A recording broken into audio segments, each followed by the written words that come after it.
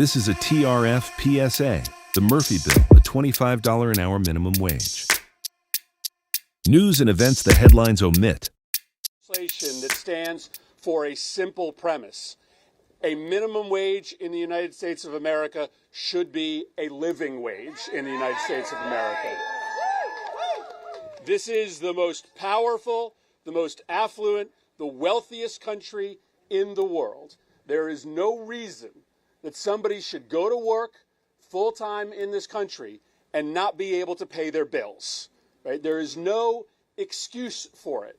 In a world where we just created the first trillionaire, in a world where the top 1% of Americans collectively hold 13 times the wealth of the bottom 50% of Americans, it's not like we don't have the ability to pay people a dignified wage. We have just decided not to do it, and we are here to say that it is time that everybody that works makes a dignified wage, that everybody that works in this country is able to pay their bills.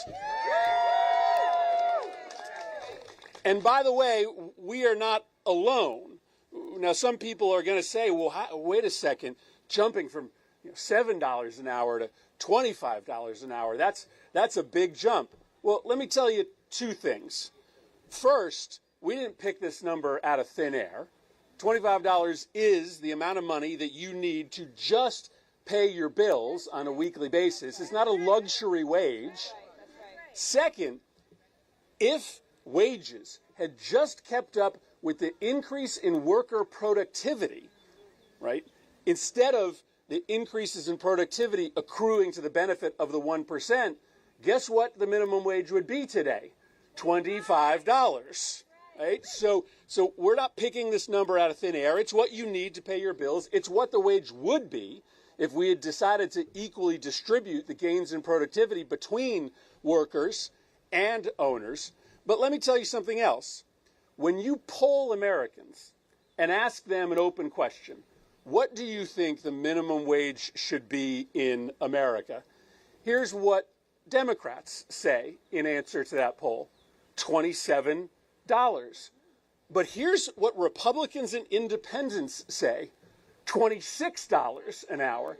So out there in America, there is no difference between what Republicans, independents, and Democrats think about the status of our minimum wage today. They know it is criminally low.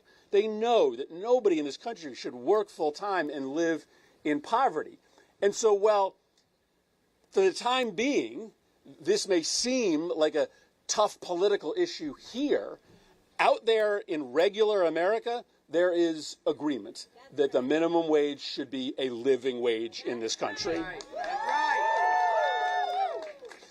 So I'm really proud to be here to introduce this legislation with my partners. I'm also really proud of the advocates who are going to speak, because they aren't waiting, and the people of this country aren't waiting for Congress to do the right thing. As we speak, there are initiatives being put on ballots in cities and communities all over the country that will succeed in getting a minimum wage up to $25. And the last thing to say is this, before I introduce my Senate and House partners. There's obviously a lot of rhetoric out there from the business community that the sky will fall if the wage goes up. But cities all across America have done the work already of showing what happens when you raise the wage far above the federal wage, and the sky doesn't fall. In fact, what happens is that when you put more money in the pockets of workers, that money goes right back into the economy.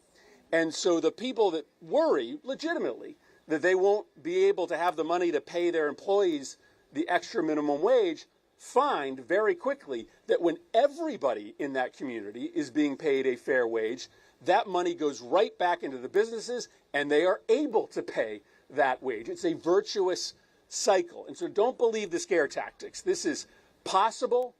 This is necessary.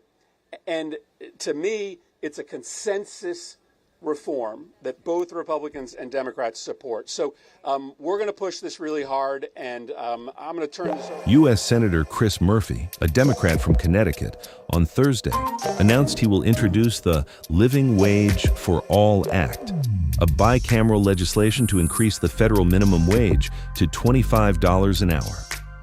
Under a two-track phase-in, large corporate employers would be required to implement a $25 an hour wage floor by 2032, while other businesses would have until 2039 to do so.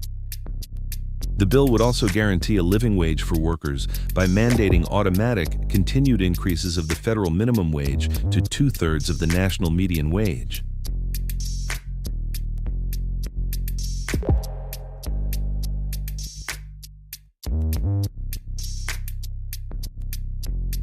If the minimum wage had kept pace with inflation and worker productivity since 1968, it would have been roughly $25 in 2023. There is nowhere in America where a worker with just one dependent can afford their basic needs by working full-time at an hourly wage under $25. If the minimum wage had kept pace with inflation and worker productivity since 1968, it would have been roughly $25 in 2023. There is nowhere in America where a worker with just one dependent can afford their basic needs by working full-time at an hourly wage under $25 an hour. This is a TRF PSA. Together, we make America a better country. Thank you for watching the $25 an hour Living Wage Act, just in time for 2039. We value your feedback.